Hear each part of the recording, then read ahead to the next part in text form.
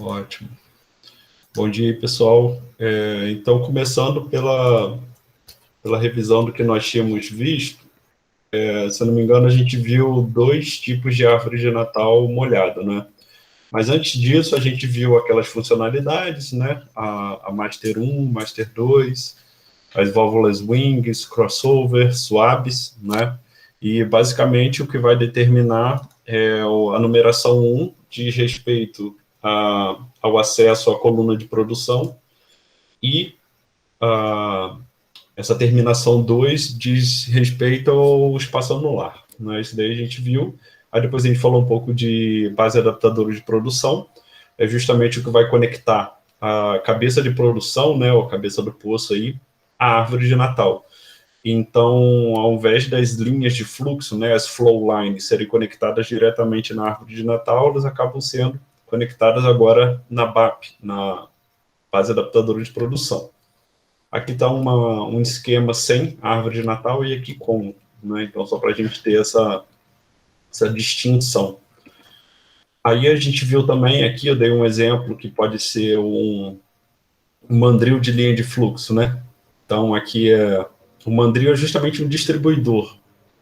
Então, aqui está, eu posso ter um para acesso na coluna de produção, outro no anular, e um outro seria para cabo umbilical de uma bomba centrífuga submersa, por exemplo, que poderia ser isso daqui, né? Aqui eu mostrei para vocês como são compostas as linhas flexíveis de produção, as diferentes camadas que ela pode ter. Nesse slide aqui fica claro a base adaptadora de produção, a árvore de Natal e a capa da árvore, né? A capa da árvore nada mais é do que um console, né? Então é ali onde vão ser dados os comandos. E aí a gente entrou na classificação das árvores de Natal. Então, elas podem ter 5 diferentes tipos de classificação. Então, operada, assistida e sem o mergulhador, tá? E aqui são outros métodos de conexão que a gente vai ver. Aí a gente viu a primeira, que é a operada pelo mergulhador.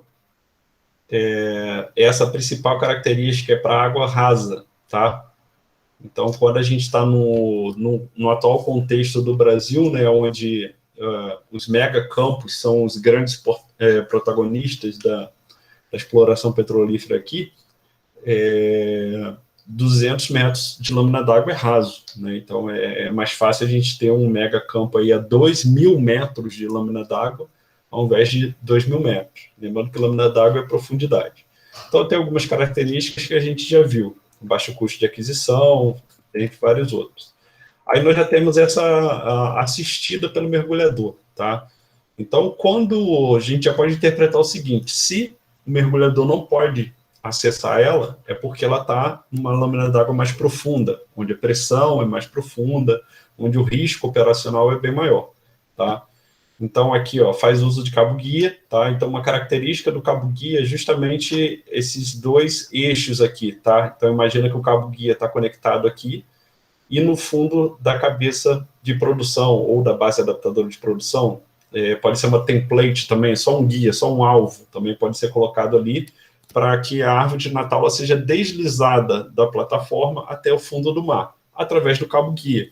Com isso, você diminui as chances de correntes marítimas arrastarem a árvore de Natal, ou ela acoplar de lado, ou deitada, ou lateralizada, né? Então você evita alguns transtornos operacionais quando você está com cabo-guia. A chance de acerto acaba sendo bem maior. Então, olha, dispensa mergulhadores para fazer a instalação, não é? Então, a necessidade de mergulhadores para fazer as conexões das linhas de fluxo, tá? Então, essas conexões das linhas de fluxo vão depender dele, mas a instalação você já faz o uso do cabo-guia. Então, o que a gente não viu na outra aula foi essa daqui, já sem mergulhador, né? Então, você vê que uma das características é justamente o aumento da lâmina d'água, faz uso de cabo-guia, então um referencial para ver se ela vai ter uso de cabo-guia são justamente esses 2 deslizadores, esses 2 squeeze de cabo aqui, né? Todas as conexões são acoplamentos são feitos através de ferramentas de conectores hidráulicos, inclusive linha de fluxo e controle, não é? Então, as conexões de linha de fluxo são feitas a partir de superfície aqui, ó. Então, aqui são feitas as conexões, né, de linhas de fluxo, nesse tipo específico de árvore de Natal. Já a descida do pooling, aqui, ó. Isso daqui que seria esse pooling, né, onde você encaixa os umbilicais e faz todo o acionamento dela. Lembrando que os umbilicais são camarada aqui, ó. Tá vendo? Como o conector dele parece com esses daqui.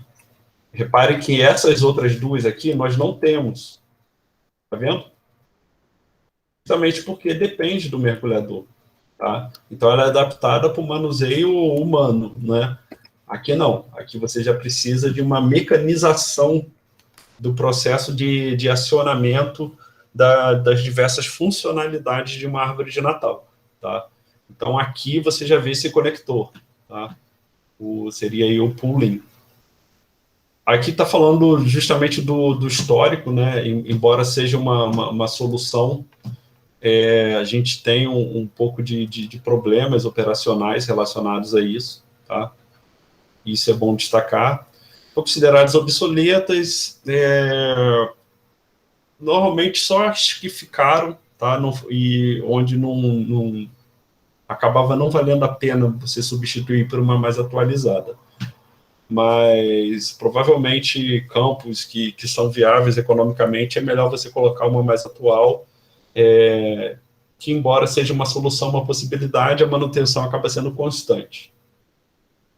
Então, a partir dela, né, a partir desse problema do pooling, tá, desses conectores aqui, é que foram desenvolvidas essas duas aqui. Então, essa daqui é a nova geração, é a atual geração, né, é a mais difundida mundialmente. Foi importante a gente mostrar as outras três, porque a gente vê a evolução. Você vê que elas vão ficando mais robustas, elas vão ficando mais automatizadas, tá, até chegar aqui. Então, uma primeira distinção que a gente pode ver em relação às demais. Aqui nós já temos entradas para braço de ROV, tá? Então, teve todo um avanço tecnológico, e essa daqui já possibilita essa conectores pelos veículos operados remotamente, né, que são os ROVs. Então, repare que, primeiro, diverless, ou seja, sem mergulhador, e o método layaway, que a gente vai ver um pouco mais à frente. Aqui, ó, o que eu posso caracterizar? Cabo guia, tá? Então, isso daqui foi tirado lá em Macaé, essa foto, dessa árvore de Natal da empresa FMC. Então, operada sem mergulhador, fazendo uso de cabo guia para orientar a descida de acoplamento, tá? Foi dito já. Aqui, ó, lâmina d'água, já maior do que todas as outras. Começamos com 200, 300, 400, agora aí com 500, né? Lembrando que 200 e 300 você tinha ali os mergulhadores operando ou assistindo. 400 metros entraram os umbilicais, só que como a gente tem muito problema da conexão ali, pooling, né, onde pega o umbilical conectando na árvore de Natal, acabou que, no fim das contas, viu-se que era melhor desenvolver uma outra tecnologia, que surgiu essa daí. Muito embasada pela possibilidade do ROV, né? Só que ela demanda, né, a obrigatoriedade da base adaptadora de produção. Tá? Justamente devido à incompatibilidade da cabeça de produção com que antes você tinha essa conexão direta dessas árvores de Natal aqui, a Dive Operated Assisted e a Diveless, elas conectavam diretamente na cabeça de produção, tá? Agora, quando vem essa nova tecnologia aqui, repare que ela tem um distanciamento, né? Tá vendo aqui esse distanciamento? São vários aspectos, mas como a tecnologia é mais avançada do que a maioria dos postos vigentes, aí você teve a necessidade daquele adaptador, a base adaptadora de produção. Tá? Desce com as linhas de fluxo e controle já conectadas à árvore de Natal, permitindo o teste das conexões antes da descida. Tá? Isso é uma característica do método layaway que a gente vai ver ali. A descida das linhas demanda barco de lançamento de linhas, que é o método layaway. Permite acionamento da válvula para ROV. Então, isso tudo aqui já foi dito, mas é bom textualizar no slide para que vocês tenham o acesso depois. Tá?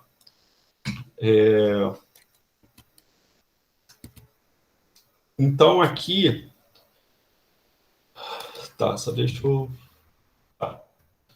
Então, aqui, ó, esse daqui seria o método layaway, tá? Então, qual é a característica? Repare, primeiro, eu tenho a sonda descendo a árvore de Natal, tá? Então, aqui. E eu tenho o barco lançador de linha, tá? Que ele está lançando as linhas de fluxo, as flow lines, tá? Então, olha o que está acontecendo aqui. Já foi descida a base adaptadora de produção e essa já se encontra conectada à cabeça do poço, à cabeça de produção, tá? Beleza, repare aqui o cabo guia sendo descido, tá? E a árvore de Natal está sendo esquisada, né? Ou seja, ela está derrapando, ela vai descendo guiada por esses cabos, sempre norteados pelas ações da sonda. Repare que a sonda está completamente pareada, não é? Ou seja, ela está no mesmo eixo vertical da base adaptadora de produção. Isso é uma característica importante do método layaway, tá? O barco lançador de linha, ele tem que estar tem que estar no mesmo momento da descida da árvore de Natal, o barco de lançador de linha tem que estar ali, tá? Então, conforme vai sendo descida a árvore de Natal, o lançador de linha vai dando linha, não é? Vai conseguindo, que ele tem um carretel de cabos, né? Então, ele vai desenrolando isso até conectar, por exemplo, a um navio FPSO, tá? Então, aí essa linha que ele está aqui, ele conecta, por exemplo, lá no navio FPSO e a gente consegue fazer a produção. Aqui, que é a Unidade de Exploração e Produção, né, que é o EP. Pode ser um FPSO, pode ser uma outra semi-submersível, pode ser... Depende, né? Todos aqueles tipos de plataforma que nós já vimos. Então, ó, esse método tem o inconveniente, né, de necessitar do uso simultâneo do barco e da sonda, como eu falei para vocês, que é muito difícil de ajustar, gente. Isso daqui são empresas diferentes, tá? Então, essa empresa que está nessa sonda aqui é uma outra empresa distinta dessa, tá? Então, casar o cronograma é muito complicado. Então, tentando contornar essa impossibilidade, né, uma possível impossibilidade de casamento de cronograma de um barco lançador de linha com uma sonda que está descendo uma árvore de Natal, a gente tem essa outra possibilidade de árvore de Natal, que é sem o mergulhador e sem o cabo guia, tá? Então, como o próprio nome diz, aqui só está a tradução, essa primeira linha, né? Todas as orientações para acoplamento são feitas através de grandes funis, utilizando o sistema com rasgos e chavetas, tá? Então, reparem aqui, ó. Então, ela é toda acoplada aqui, ó. Sempre assistida pelo ROV, tá? Então, essas bocas de sinos, elas servem justamente para facilitar o encaixe entre as ferramentas. Então, utilizadas em profundidades superiores a 500 metros, tá? Também demanda o uso de BAP, tá? A BAP já está aqui, ó. BAP aqui, árvore de Natal aqui. Método de conexão das linhas layaway, aí tem a conexão vertical direta e a indireta, né, que a gente vai ver aqui mais na frente. Então, só para vocês verem como ela, a altura máxima, né, que uma árvore de Natal pode chegar. Então, com uma capa de corrosão, isso eu já falei que é importante, né? Normalmente a gente tem anodos de sacrifício aqui, nessa parte de cima da base adaptadora de produção, tá? Aqui representado de laranja, tá? Nós temos aqui uma redução, né, dos efeitos da corrosão feita pelo anodo de corrosão, e aqui no topo, para auxiliar a preservação do equipamento principal, que é a árvore de Natal. Tá? Então, aquela tree cap, que seria aquele console, né, onde a gente pode controlar ela por aqui. Tá? E essa outra base aqui vai depender muito da cabeça do poço. Tá? Vai depender também das condições do fundo do mar, ela pode ser utilizada ou não. Aqui, como aparentemente a gente teve um prolongamento, tá? Do liner do revestimento condutor, então aqui houve a necessidade, tá? Mas isso daqui nem sempre é utilizado. Então, só para vocês verem, elas podem chegar até 10 metros, né? Seria mais ou menos aí um prédio de 3 andares, né? Então, todos esses equipamentos que vão auxiliar a árvore de Natal. Lembrando sempre, o protagonista da história é a árvore de Natal, que é aquele conjunto de válvulas que vão controlar a produção. Todo o resto é adaptado devido ao quê? Ao aumento da profundidade da exploração offshore, tá bom? Então, aqui, para terminar, que são os outros métodos, né? Então, reparem que aqui eu não tenho o cabo-guia, tá? Você vê que ela não tem um cabo-guia que ele é adequado aqui, ó. Vocês lembram que seria por aqui, ó. Então, isso daqui é muito importante o uso simultâneo do RLV, né? Então, olha aqui, eu posso usar, então, essa árvore de Natal aqui, né? Utilizando o método layaway, tá? Então, o que é o método layaway? Preciso aqui do barco, lançador de linha e da sonda descendo e trabalhando ao mesmo tempo, tá bom? Ou seja, necessita do ajuste perfeito de cronogramas do barco, tá? E a função principal é ele pegar aquele mandril da flowline, né, que vai depender da situação de onde vai estar, pode estar aqui na base da adaptadora de produção, ou aqui, tá? E ele vai e arrasta. Mas, normalmente, no layaway, os mandris de linhas de fluxo, eles estão acoplados na árvore de Natal. Então, reparem aqui. Então, esse daqui já é o outro método de conexão de linha. São 3 métodos de conexão, tá? O método layaway. Esse daqui, a principal vantagem dele é justamente descompatibilizar o cronograma do barco e da sonda, tá? Então, olha o que está acontecendo aqui. Eu tenho a base adaptadora de produção e eu tenho um outro equipamento que surge, tá? Ele surge justamente devido ao quê? A falta de possibilidade. Como eu falei, essas empresas podem ser de país diferente, tá? Então, é muito difícil e é muito inviável você forçar um casamento de cronograma, tá? Então, o que é feito? Então, nesse método CVI, o barco lançador de linha, ele coloca esse trenó aqui, tá? E conecta uma linha aqui, por exemplo, tá? Ele puxa essa linha lá para o navio FPSO e pronto. Vai fazer outra coisa para outra empresa, em outro país, e adianta a vida dele, tá? Depois, eu preciso de uma sonda, tá? Essa sonda aqui, ela normalmente usa posicionamento dinâmico, pode até ser arrastada para o navio rebocador, só que aqui seria o ideal ela ter um posicionamento dinâmico, que já torna a sonda mais cara. Ela desce uma linha, conecta no trenó e arrasta e conecta na base adaptadora de produção, tá? Então, a sonda pega o mandril da linha de fluxo aqui do trenó e conecta na base adaptadora de produção.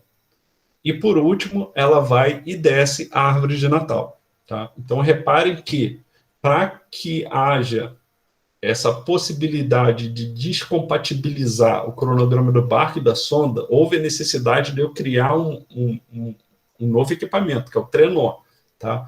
Então, o trenó, ele tem essa característica aqui, principalmente porque ele não é fixo, tá? Como igual a base adaptadora de produção, ela fica fixa a uma estrutura de aço. O trenó não, ele fica solto, tá? Então, como você tem fluxo d'água no fundo do mar, ele pode tombar. Então, para evitar um tombamento, né, dele, devido a correntes marinhas, ele tem essa característica aqui, tá vendo? Esse ganho de angulação. Então, esse daqui é o método de conexão CVI. Lembrando que é para essa árvore de Natal aqui. Pode ser layaway, tá? Onde eu não preciso do trenó. Pode ser o CVI, isso daqui onde eu preciso do trenó, o barco lança a linha, depois vem a sonda, ela se desloca até o trenó, depois arrasta até a base adaptadora, conecta a linha ali na base adaptadora e depois desce a árvore de Natal. E, por último, nós temos aqui um método de conexão vertical direta, tá? Então, olha o que está acontecendo. Ele vai descompatibilizar também o cronograma do barco e da sonda, mas a sonda não precisa se mover para buscar o mandril da linha de fluxo, tá? É aquilo que eu tinha falado para vocês.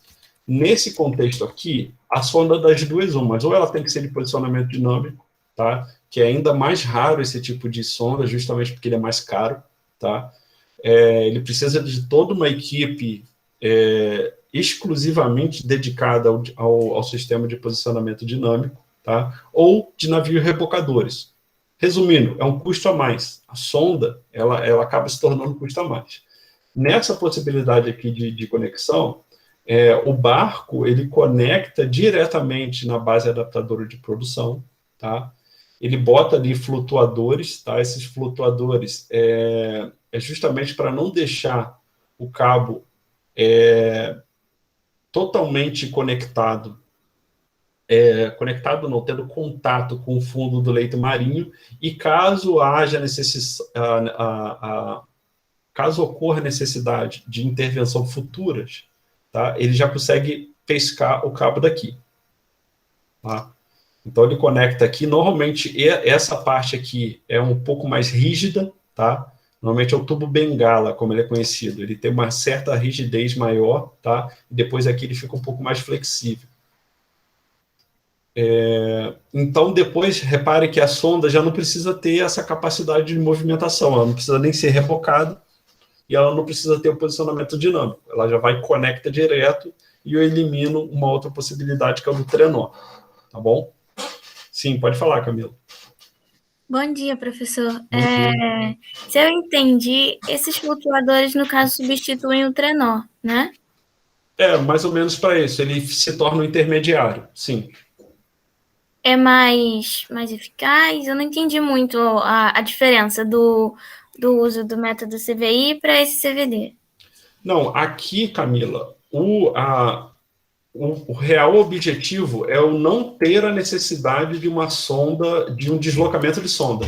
Repare que, olha aqui a sonda onde estava. Ela estava primeiro aqui, tá? Ela estava aqui, nessa altura, e ela teve que se deslocar para cá. Então, esse outro método, ele evita que isso aconteça. Ele faz com que o barco faça esse movimento e que a sonda só tenha um momento de atuação, que é esse. Ah, sim, entendi. Tá? Então, o que eu estou fazendo no método, no CVD, que é conexão vertical direta? Eu transfiro a responsabilidade para o barco.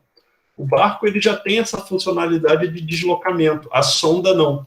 Quando eu transfiro essa responsabilidade da sonda ficar transitando, eu preciso de uma sonda mais cara, tá? Sendo que o barco já pode fazer isso, tá? Então, aí o que eu tive que fazer? Eu tive que substituir o trenó por flutuadores, tá? Por quê? Depois esse barco, ele pode, se tiver necessidade, ele pesca a partir daqui. Ele não precisa descer e pescar aqui no fundo do mar.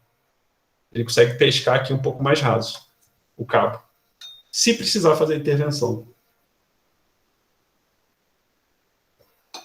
Ficou mais claro? Ficou sim, tá ótimo. Obrigada, professor. Tá, então é isso, gente. Conexão CVD, sonda não se desloca, tá? O barco que faz as conexões da linha de fluxo. CVI, a sonda se desloca, preciso de trenó, tá? E o layaway, tá? Eu preciso casar o cronograma da sonda com o do barco. Aqui eles podem trabalhar separadamente, tá?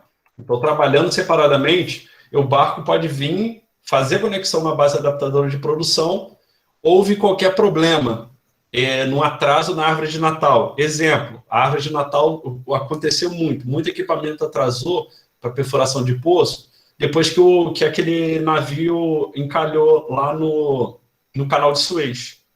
Então você teve todo um atraso, são coisas que a gente não pode controlar. Ou você teve um furacão, alguma coisa do tipo, ou uma crise, uma pandemia, tá? Que são conhecidos como cisne negro, né? Aquilo que ninguém consegue prever, não é? Então, quando acontecem esses eventos, aí imagina, se você tivesse a necessidade de fazer esse daqui, você está pagando a diária do barco, tá? Então, o barco chega e a sonda não chega por, sei lá, por um furacão, por um navio que encalhou, por uma pandemia, e você está pagando a diária do barco. Não. Então, aqui, quando você usa esse método ou esse método, o barco chegou, trabalhou, foi embora. Tá? E a sonda depois chega e faz o serviço dela. Ela não precisa esperar outra equipe chegar. Tá? Essa é a principal vantagem desses outros métodos aqui. tá? Então, seguindo aí, está falando aqui de um outro tipo de árvore de Natal, que é a árvore de Natal molhada horizontal, tá? Aquela que eu tinha mostrado para vocês é essa verticalizada, a horizontal não é tão utilizada, tá? Mas ela se constitui basicamente de uma árvore de Natal molhada com válvulas laterais, tá? Que permite intervenção no poço com a retirada da cópia, porém sem retirada da árvore de Natal. Então, é como se fosse aquelas válvulas suaves, né? Ao invés de ficar aqui no topo, elas ficam lateralizadas, tá? Essa não é muito utilizada, mas vai depender aí enfim, é uma necessidade que alguns projetos precisam, tá? Então, esse modelo foi idealizado pela Petrobras para emprego em postos de bombeio centrífugo submerso submarino, né? Como forma de reduzir o custo de cada intervenção, já que esse método de elevação demanda grande número de manutenções, tá? Então, é uma árvore de Natal aí, patenteada aqui pela nossa empresa, né? Então, uma tecnologia brasileira. Enfim, é uma alternativa, mas quando você tem essa necessidade específica de bombeio centrífugo submerso, uma vez que você tem que, com uma frequência grande no ano, fazer várias intervenções, tá? Então, avançando um pouco mais, aí o workover. O workover é a manutenção, tá? Então, é qualquer tipo de trabalho executado no poço durante a vida operacional do poço, produtor ou injetor, né? Então, podem ser manutenções preventivas ou até mesmo manutenções corretivas, tá? Então, você vai ter necessidade do workover.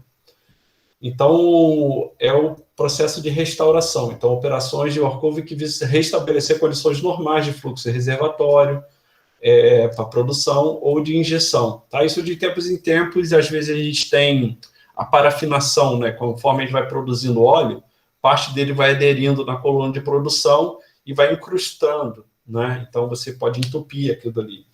Então aqui são algumas intervenções de restauração, né? Correção de elevada produção de água, quando você está com alto teor BSW, né? Ou seja, Basic Sediments and Water, é o teor básico de água e sedimentos, tá? Correção da infiltração de gás na zona produtora, tá? Você pode canhonear e fazer um squeeze pontual em algum momento. Correção de contenção de areia, a gente vai ver depois o gravel packer, né? Daí é toda uma profissão só voltada para isso. Ao invés de você canhonear, você deixa o poço aberto e você vai colocando um tubo ranhurado ali, depois a gente vai ver isso com mais detalhes. Recanhoneio, né, já falei isso aqui, ampliação de canhoneio também acontece muito. Tratamento químico de formação, inibidores, solventes, ácidos. Então, quando você faz um tratamento químico no reservatório, você tem essa possibilidade de acidificar e de diluir a parede do reservatório para facilitar a produção. Então, daí são alguns dos principais workovers, ou seja, uma das principais intervenções que podem ser feitas num poço. O workover, gente, é uma da área que mais geram empregos aí, né? Justamente porque todo poço precisa de várias intervenções, seja ele produtor ou injetor, nem que seja preventiva, tá? Então, de tempos em tempos, é como se fosse o check-up, né? Você tem que fazer o check-up dos poços. Então, aqui está mostrando o passo a passo, né, de uma restauração convencional, né, uma que em algum momento da vida do poço vai acontecer. Movimentação da unidade de intervenção. Então, às vezes você tem uma plataforma que ela foi construída em cima dos poços principais, mas aqueles poços, depois que passam 10, 20, 30 anos, deixam de ser os poços principais e outros poços passam a ser os principais. Então, você pode ter uma movimentação da unidade, se for, logicamente, uma não fixa, né? Então, se for uma semi-submersível e tal, você pode ter esse deslocamento. Amortecimento do poço, né? Quando você está tomando kick ali, uma possibilidade de blowout, ou até mesmo você quer fazer um workover, você tem que amortecer o poço. O que é amortecer o poço? É você inundar o poço com fluido de completação, pode ser a própria água do mar, tá? Você vai criar uma pressão hidrostática maior do que a pressão de fluxo, tá? Então, a pressão hidrostática do poço fica maior do que a pressão de fluxo do reservatório. Com isso, o poço está amortecido, ou seja, o peso daquela coluna d'água é maior do que a pressão que o reservatório pode dar. retirada de material de superfície, tá? Então, quando você tira qualquer tipo de material, gente, aí pode ser um umbilical, pode ser árvore de Natal, pode ser o BOP, enfim, vários equipamentos. Instalação de equipamento de segurança, retirada da coluna de produção, isso daí também é muito comum. Quando você tem que fazer um workover, normalmente você tem que sacar toda a coluna de produção, dependendo da necessidade. Condicionamento do poço, isso daí a gente já viu, né? Quando a gente coloca aqueles tampões de cimento, tem a necessidade de fazer uma intervenção. Avaliação da formação, isolamento de zonas de tratamento, também a gente faz, né? Que é aquele CBL, VDL, CEL, tempo de trânsito, isso daí a gente já viu. Instalação da coluna de produção, também já vimos. Retirada de equipamento, já vimos. Instalação de materiais de superfície e colocação do poço em operação. Então, esse daí é o passo a passo típico, tá? Então, uma restauração simples, né, que seria intervenções leves, né? Então, manutenção da unidade e realização de operações through tubing. Então, aquelas operações por dentro da coluna de produção. Então, essas daí são as mais simples, tá? Quando eu não tenho que fazer muita coisa. Perfilagem, operações com wireline. Wireline é arame. Ao invés de descer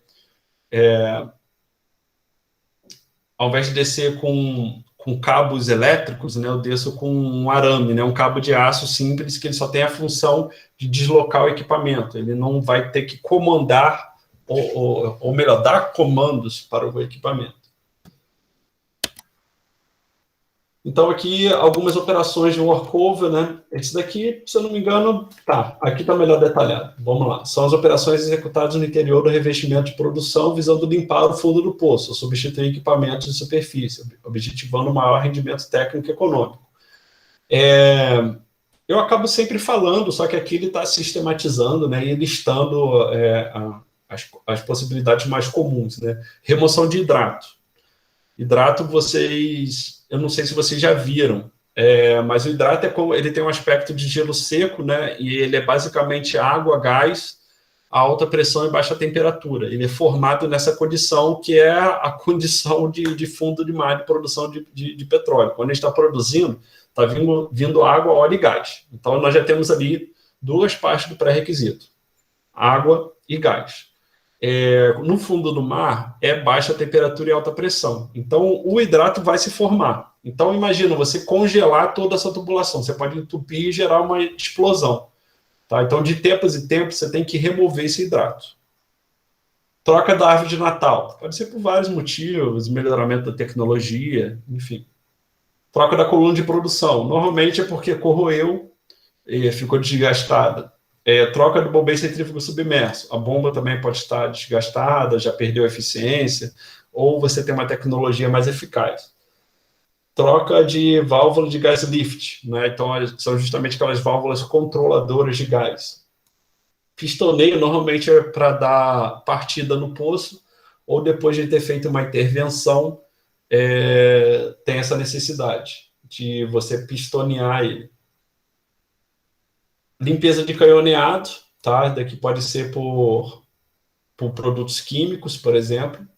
E a limpeza de fundo do poço. Limpeza de fundo do poço, as que eu vi mais comum foram quando cai equipamento. Tem alguns equipamentos que caem no poço que eles não atrapalham o andamento das operações e vale a pena deixar lá no fundo do poço mesmo. Mas chega em algum momento que você tem essa necessidade, tá? Pode ser acúmulo também de cimento, de parafina, pode ser várias coisas. Sim, Camila, pode falar. Essa limpeza, quando cai algo, mas que não afeta, é diferente da pescaria, né? A pescaria é usada quando algo cai e afeta a produção, ou alguma coisa assim? Sim, boa pergunta, Camila. Realmente dá para fazer essa confusão. A pescaria, você pode até notar, é quando o intuito é recuperar o equipamento. Tá? Então, caiu o equipamento no poço, eu quero pegar ele de volta. Tá? Então, vale a pena trazer ele de volta para a superfície. A limpeza do poço, não necessariamente. Às vezes, caiu um equipamento, exemplo, um tubo, tá? Que de início não atrapalhou, mas depois você quer tirar ele. Você pode simplesmente descer uma broca e triturar ele. Tá? Você não quer trazer para a superfície. tá? Então, pode ser, enfim, um desmoronamento parcial do poço, que foram caindo rochas, ficando lá, fluido, detritos ou até equipamentos, mas às vezes mais vale a pena você triturar o equipamento com uma broca do que trazer para cima. Então, vamos lá, pescaria, quando eu quero trazer o equipamento intacto para a superfície. Limpeza do poço, não, eu quero só desobstruir ali, nem que eu tenha que passar por cima triturando tudo, tá? Mas realmente dá para fazer essa confusão. Aqui o abandono, a gente já viu lá no início, tá? Esse abandono ele pode ser temporário ou permanente. Na verdade, a configuração é a mesma, tá? Por exemplo, para aqueles poços exploratórios, onde a gente está procurando petróleo ainda, né, num campo recente, e eu não encontro. Então, eu posso simplesmente abandonar o poço, tá? Eu perfurei tudo certinho no completo, tá? Então, olha aqui, aquelas 3 barreiras que eu falei, tá? Então, na engenharia, a gente sempre tem a redundância, tá? Que como na área de petróleo pode virar um desastre ambiental, né? É muito comum a gente ter redundância mais um. Então, abandono, ó, aqui no caso, eu acho que ele está falando nesse de abandono permanente, né? Não é nem aquele abandono temporário que a gente viu lá, que é quando acaba a perfuração e vai começar a completação, né? Aqui não. Já foi feita a completação, foi para produção, produziu 10, 20, 30 anos que seja, e depois abandono permanente, tá? Está falando que a última operação realizada, né, visa deixar o poço em condições permanentes de segurança, trata-se de umas operações obrigatórias, de acordo com a legislação vigente da Agência Nacional do Petróleo. Então, aqui ele está falando tudo que é feito, tá? Primeiro, movimentação da unidade de intervenção, que vai fazer isso daqui, amortecimento do poço, esses fluidos aqui, tá vendo? Repare que a coluna de produção já foi retirada. Eu coloco um fluido para amortecer, ou seja, para gerar uma pressão maior do que a pressão do reservatório, tá? Então, aqui, essa pressão que vem do reservatório, ela tem que ser menor, tá? Então, eu vou amortecendo o poço. Retirado do material de superfície, então, depois que o poço foi amortecido, eu já posso tirar a árvore de Natal, tirar o BOP, tirar a coluna de produção. O condicionamento do poço aqui, aí depende, o condicionamento do poço é deixar em condições de receber, por exemplo, um tampão de cimento. Tá? Isolamento de abandono de zonas, retirada de equipamentos. Então, isso daí é um típico de abandono permanente. Aqui, sonda de posicionamento dinâmicos, que acho que já está bem na reta final já do curso. Professor? Sim. A Sabrina perguntou no chat se depois do abandono o poço costuma ser reaproveitado para outra finalidade. Depende, Sabrina. Alguns poços, sim. A gente está tendo isso, começou a acontecer agora, né? Tem até uma empresa, Trident Energy, posso até botar o link aqui para vocês, ela é especializada nisso. Ela reavalia projetos de campos ditos como marginais, não é? Ou campos abandonados. Então, ela acaba revisitando campos, tá? Por exemplo, um poço que foi abandonado, e depois ela vê se vale a pena reativar ou não, tá? Mas inicialmente não, tá? Só que novas tecnologias estão surgindo, não é? Então, o que é importante lembrar? Isso em reservatório a gente vai falar muito, que é a próxima disciplina. Exatamente, isso daí fica com a geração de vocês, né? A minha geração já conseguiu achar bastante coisa, porque, para vocês terem noção, quando a gente acha um reservatório de petróleo, cerca de 50% dele, do petróleo que você sabe que está ali embaixo, você não consegue tirar. Você não consegue tirar pelo simples fato de não ter tecnologia. Você sabe que tem petróleo lá, mas mais da metade fica, tá? Os maiores índices desses reservatórios que foram abandonados é isso. Normalmente você consegue só tirar 40% aí, depois de 30 anos produzindo.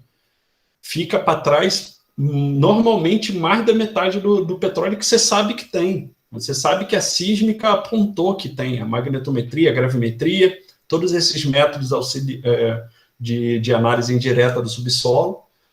mostrar para você que tem ali, mas você não consegue tirar. Então, essas novas empresas, essas novas tecnologias, esse melhoramento da sísmica, né, a sísmica 4D, por exemplo, ela consegue justamente, vamos comprar aquele campo ali e usar novas tecnologias e tirar aquilo que ficou para trás. Tá? Então é muito, realmente, Davi, é muito. A Petrobras, que tem uma das melhores marcas do mundo, que do petróleo que ela sabe que está lá embaixo, ela consegue tirar metade, depois aí de 30, 40 anos. Tá? Então você tem muito petróleo que ficou para trás em lugares onde você já tem poço, você já reduziu todos os riscos. Né? Então, dei esse exemplo da Trident Energy, ela atua aqui no Brasil, uma empresa britânica, e tem várias oportunidades nesse sentido, né? São oportunidades de nicho.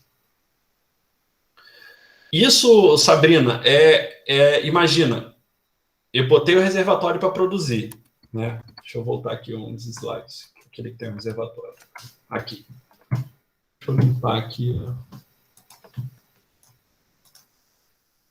Aqui. Tá.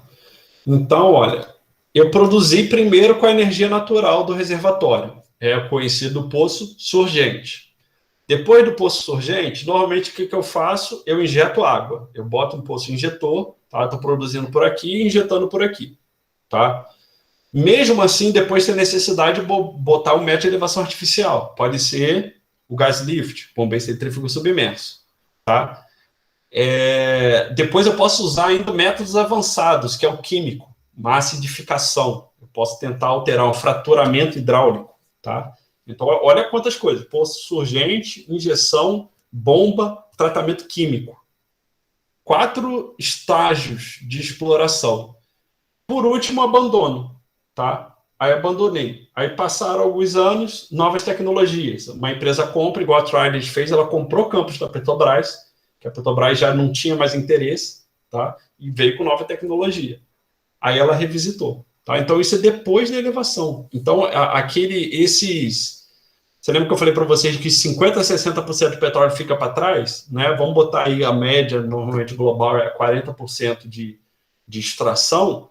Depois de passar por isso tudo. Depois do poço ter produzido naturalmente, né? Depois da surgência natural, depois de injeção d'água, depois de bombeio artificial, depois de tratamento químico, tá? Depois disso tudo.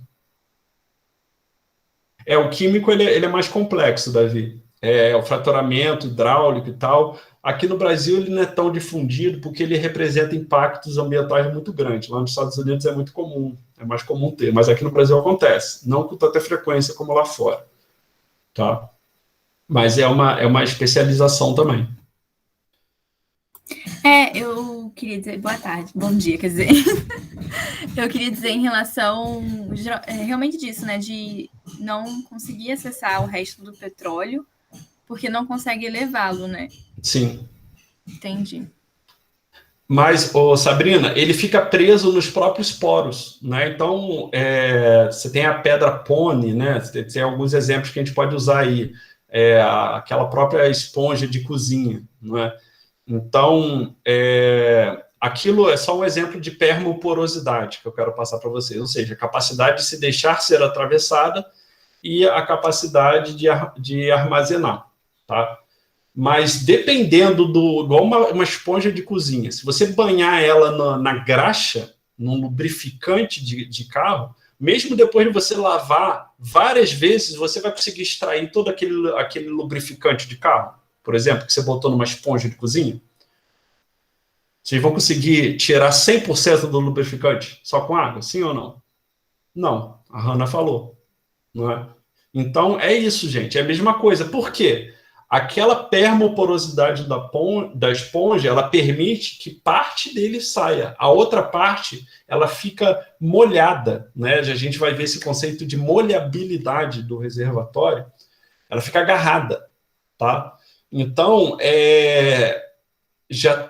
eu já fui até em alguns congressos falando sobre o avanço da molhabilidade. A molhabilidade, você tem aí gente que você tem mestrado, doutorado, pós-doutorado, tudo nisso, né?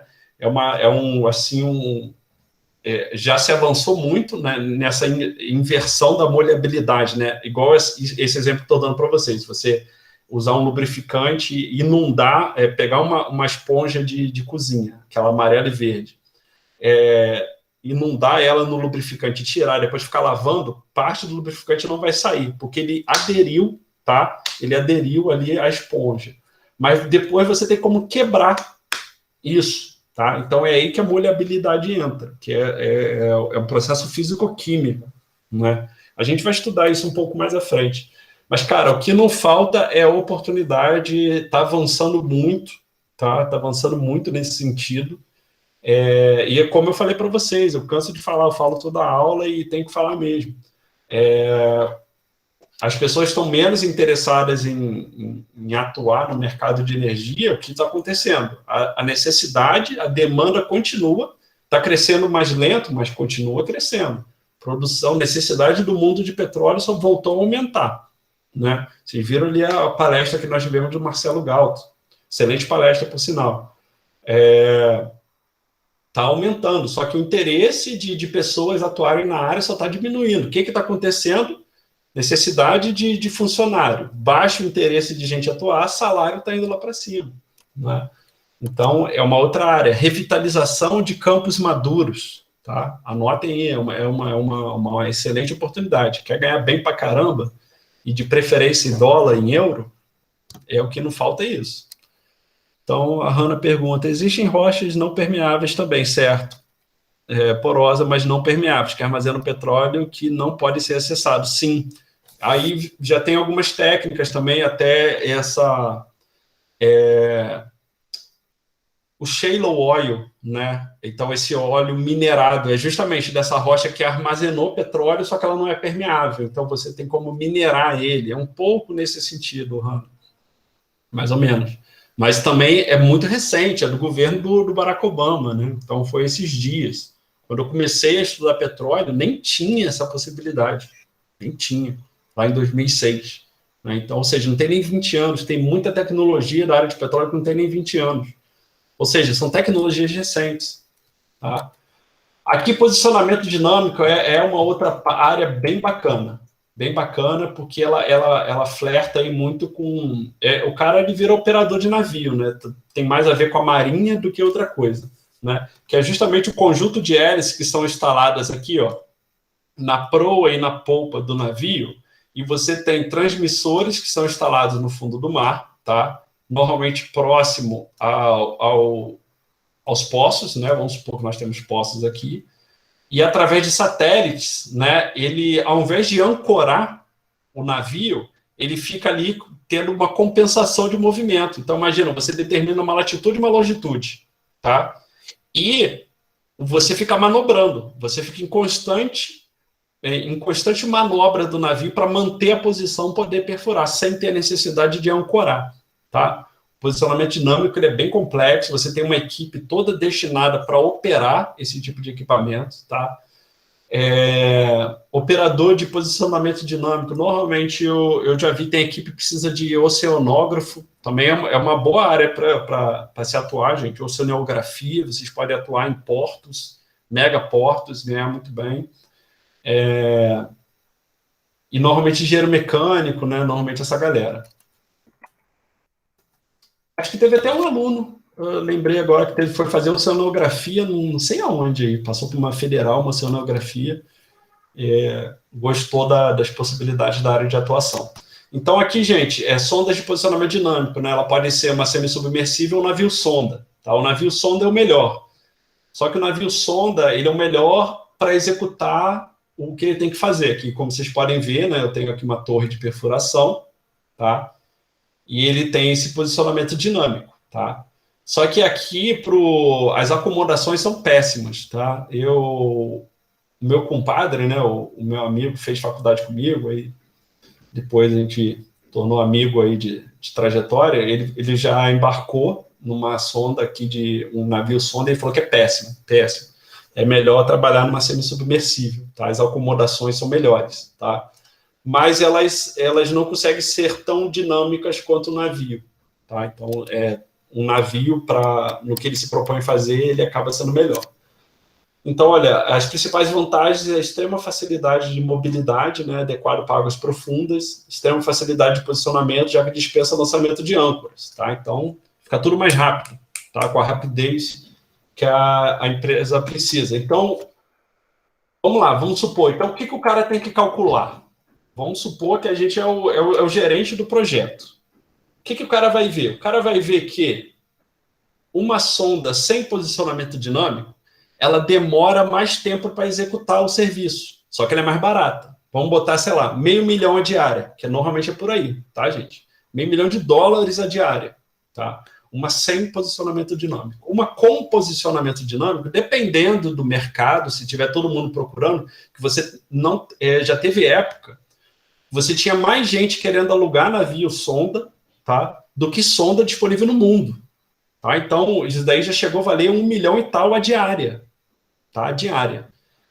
A diferença é que com navio sonda com posicionamento dinâmico, você um serviço que você faria, sei lá, em 3 semanas, você consegue fazer 1 semana e meia.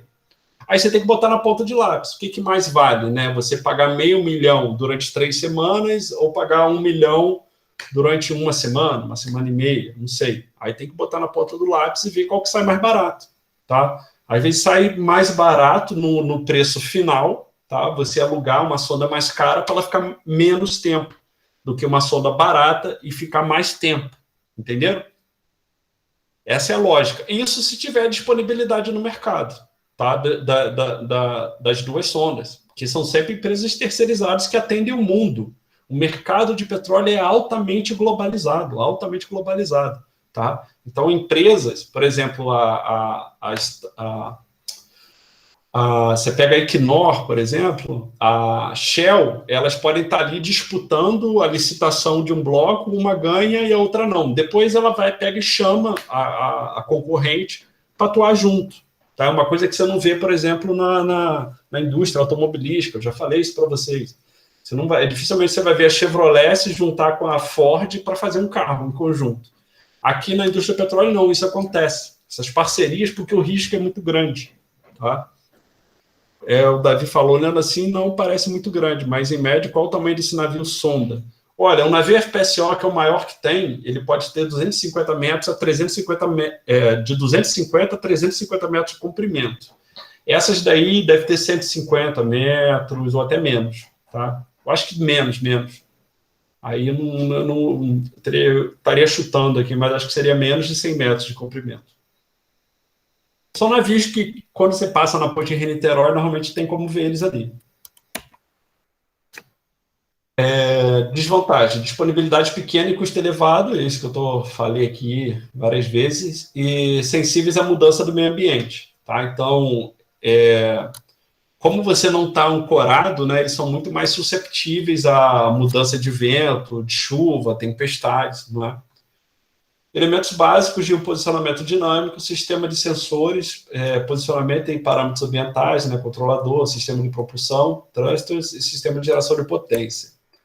Aqui um outro desenho, né, mostrando aqui como é que ele funciona, sensor de posição acústico, o transponder, né, é um sistema parecido utilizado pelos submarinos militares, né, submarinos nucleares.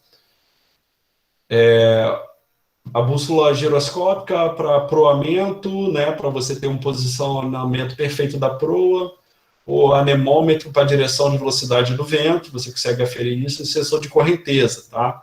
Então, você tem que ter um especialista em oceanografia. Daqui é a sala do operador de posicionamento dinâmico, é onde eles trabalham, o ambiente de trabalho é esse daqui. Então, o cara que fica totalmente dedicado a manter a posição da sonda, tá? Ele trabalha aqui. Recebe informações da posição, vento, onda, calcula a resultante das forças atuantes da embarcação. Então, imagina, a corrente está numa direção e o vento está em outra. Então, você tem que calcular a resultante. Né? Então, comanda a ação dos propulsores instalados no casco da embarcação, para manter a sonda na posição desejada. Tá? Aqui está mostrando por baixo como que seria uma semi-submersível, né, onde que ela fica. Então, aqui está olhando de lado. Tá? Aqui, olha, essas hélices, que são essas daqui, elas giram, né? Tem um eixo de 360. Então, a depender da necessidade, ela vai emitindo propulsão para a direção que que for necessário. Tá? Aqui são vários propulsores, aqui no caso 8. Tá? 2 propulsores por quina. Isso daqui é enorme, gente. Eu tenho que achar aqui nos meus arquivos pessoais, eu já, numa daquelas feiras lá em Macaé, a Brasil Offshore, tinha uma dessa lá, cara, é enorme. Tipo, eu, do lado dela, uma pessoa ocupa isso daqui só. Mais ou menos daqui é uma altura de uma pessoa. É isso daqui. Então, aí é o prédio de alguns andares também. Prédio aí de uns 3 andares aí, pelo menos. Isso daqui é enorme. Está falando de mais outros detalhes. Aqui está falando aqui o ROV, né, como ele é descido para poder instalar o transponder, né? Aqui ele, na verdade, ele vai monitorando, né? Aí aqui a garateia, né, que coloca o transponder, a cabeça do poço, coluna e tal. Navegação, posicionamento, isso daqui acho que eu falei, né? Nova locação do poço localizado, auxílio do ROV. Tá, coluna, garateia, transponder, descida, utilização do ROV.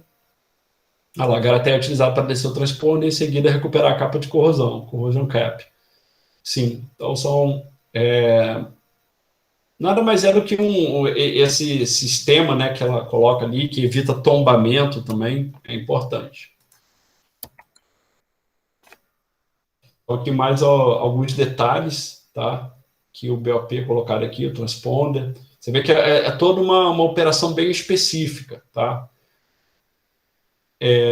Aqui vai botando o passo a passo, botei mais para nível informativo, tá? Essa parte aqui eu não conheço tão bem, mas eu achei importante colocar, né? Porque ela, como eu falei, ela flerta mais com oceanografia e com o pessoal da Marinha do que outra coisa. Aqui ele fala também os movimentos de uma embarcação, né? Então, quando ela está sacudindo nesse sentido, ele fala que é o roll. Né, o surge, quando você vai para frente, aí aqui a parte dianteira yan, a parte do meio e traseira o C1, o pitch, quando ele faz esse movimento, o heave, quando faz esse, o pitch, quando ele faz esse, o roll, quando ele faz esse movimento. Então, o navio tem vários movimentos que você tem que ter esse conhecimento de deslocamento do eixo ortogonal para poder se tornar um especialista e operador de posicionamento dinâmico. Tá? Aqui ele mostra compensadores de movimentos. É como se fosse um sistema de amortecimento para ele não transferir os movimentos da sonda, da semissubmersível, do navio sonda, para perfuração. Então, imagina, a perfuração está acontecendo, o navio sonda está se mexendo. E o compensador de movimento é o amortecedor que não deixa isso passar para a broca e para atrapalhar a perfuração, tá? Então ele mostra aqui que é um sistema mecânico pneumático composto de roldanas, tá? Eu não lembro se eu tinha inserido um vídeo aqui. Eu lembro que eu tinha achado o vídeo, tinha pensado em inserir, mas eu não sei se eu inseri, mostrando aqui como é que funciona, tá? Mas é isso. Ele tem essa missão, né, de fazer com que os movimentos da sonda, tá? Aqui eu tenho a perfuração acontecendo. Imagina aqui. E aqui eu tenho a plataforma. Tá? Então, a plataforma ela pode oscilar para cima ou para baixo. Tá? O compensador de movimento, não. Ele vai amortecer essa oscilação e não transferir para a perfuração. Na verdade, não só para cima ou para baixo. Né? Ela pode fazer movimentos em vários sentidos aqui. Tá? Aqui, norte, sul, leste, oeste, noroeste também. E todas aqui as perpendiculares, né? E não transferir para a perfuração. Então, eu não tenho que interromper a perfuração. Essa é a grande sacada do compensador de movimento. Eu não tenho que parar de perfurar. É claro que quando tem uma tempestade muito intensa, é melhor parar mais por prevenção do que outra coisa. Tá? Aqui está mostrando alguns detalhes, né, dos tensionadores de rises, né, que são justamente o que vão auxiliar aí na compensação de movimento.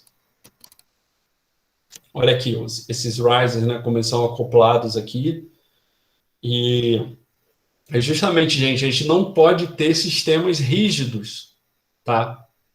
Então, você tem toda uma adaptação de navios justamente para ele dar essa flexibilidade aos equipamentos, porque quanto mais rígido, quando você tem um rompimento, é de vez. Tá? Agora, quando você dá flexibilidade a tudo, você consegue, além de não ter que parar a produção ou a perfuração, né, você evita aí falhas catastróficas, né, como são conhecidas na engenharia. Então, aqui, deixa eu dar uma olhada até onde vai. Tá. Aqui, gente, eu já falei bastante para não inundar vocês também de coisa. Então, fui até aqui os compensadores de movimento. Eu vou ver, eu lembro que eu baixei esse vídeo, mas eu não coloquei aqui, tá? O que eu queria mostrar para vocês foi justamente aqui umas vagas que eu vi, né, bem bacana. Deixa eu parar aqui, então, a gravação.